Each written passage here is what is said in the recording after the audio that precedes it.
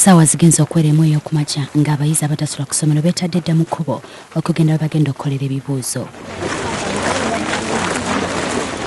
Give us wisdom, remind us. Ku masomero gettuuseemu mu disitulikiti y'e Rakai kuliko Kyotera Central Primary School, Fountain of Education ne Castle Primary School. Abayizi betusanze beewunga eri Omukama Katonda ababeere.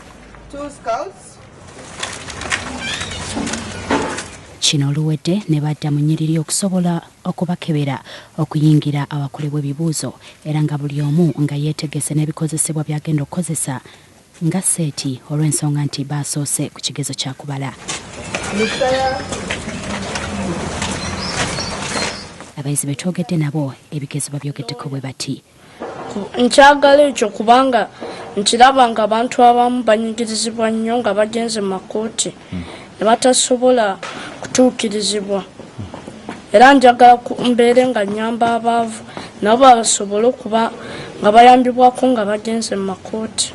Kubeera dokita era ensonga lwaki nsomera kubeera dokita kubanga ndaba nnyo abantu abamu obuyambi tebafuna nnyo buyambi bwetaagisibwa mu malwaliro.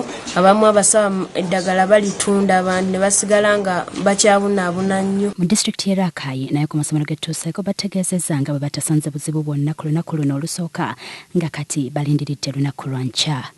Ebigezo bye tukoze olwaleero mbisanze bulungi nnyo era nga buli kintu kyonna kye tusanzeemu babadde bakisomesa suubira kukola buna ate nga nebaza abasomesa bange olw'okunsomesa ne bazadde bange olw'amaanyi ge bantaddemu basuubiza nti sigenda bayiwayo.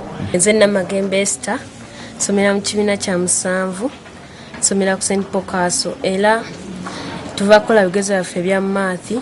Nenyumiza nnyo mukyala wange atusomesa maathi kubanga ebintu bye tusanze ebisinga tubadde twabisomako era tusanze buzibu bungi mu kigezo kubanga buli kyensanzeemu tekibadde kipya era mwebaza nnyo. Alipoota eno ekuŋŋaanyiziddwa Lutabi Pascal ku WBS.